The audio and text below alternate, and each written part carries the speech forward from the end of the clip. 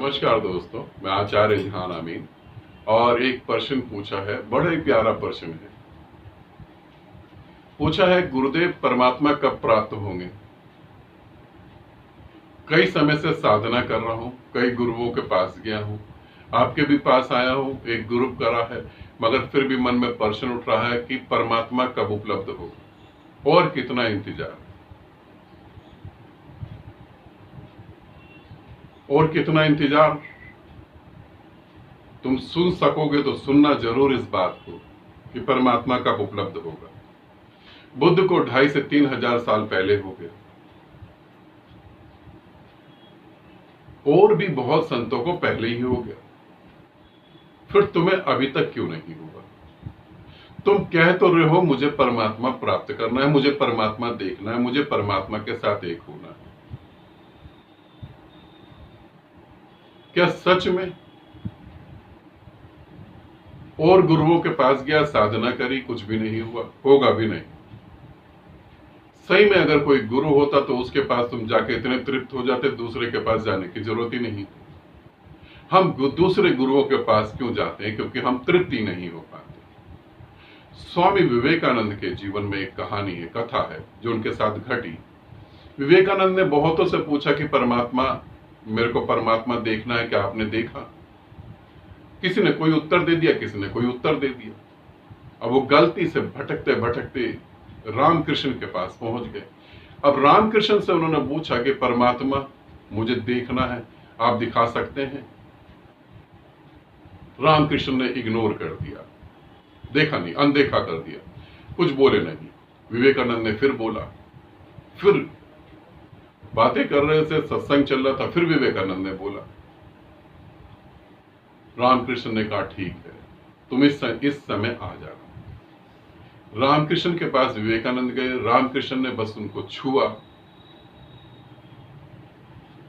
और वहां पर ऐसा गजब का घटा कि विवेकानंद को संपूर्ण ब्रह्मांड दिखने लगा। और विवेकानंद ने हाथ जोड़कर उनके चरणों में गिर के ये कहा कि तुमने ये मेरे को क्या कर दिया, और नहीं मैं देख सकता, रोको इसे।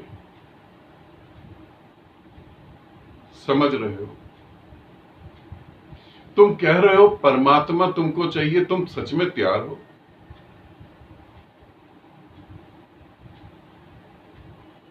अगर तुम कहते हो हां मैं तैयार हूं, तो मैं कहता हूं फिर तुम आ जाओ। वैसे भी मैं लोग ढूंढ रहा हूं जिनको परमात्मा चाहिए।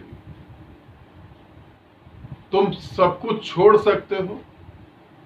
हकीकत में तुम घर परिवार मोह, जिन कारणों से दुख मिलता है, उन कारणों को ही नहीं छोड़ना चाहते, और तुम परमात्मा चाहते हो।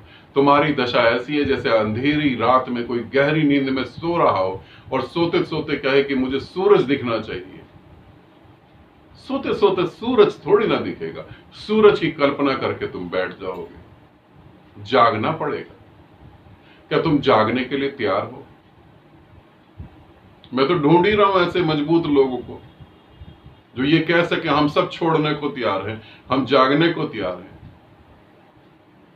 हम चलने को तैयार हैं।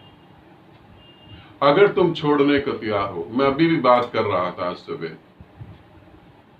तो 11 साधक मुझे ऐसे चाहिए जो सब कुछ छोड़ने को तैयार है। किसी भी कीमत पे परमात्मा चाहिए, किसी भी कीमत पर मुझे परमात्मा के साथ एक होना है। मुझे अपना ये जन्म बर्बाद नहीं करना, मुझे अगले जन्म में नहीं आना, मैं अपना समय बर्बाद नहीं करना चाहता। 11 साधक मुझे ऐसे चाहिए। परमात्मा की बात करना अलग है, परमात्मा के गुण गाना अलग है। परमात्मा हो जाना, जीते जी अपने आप को आग में जला देना है।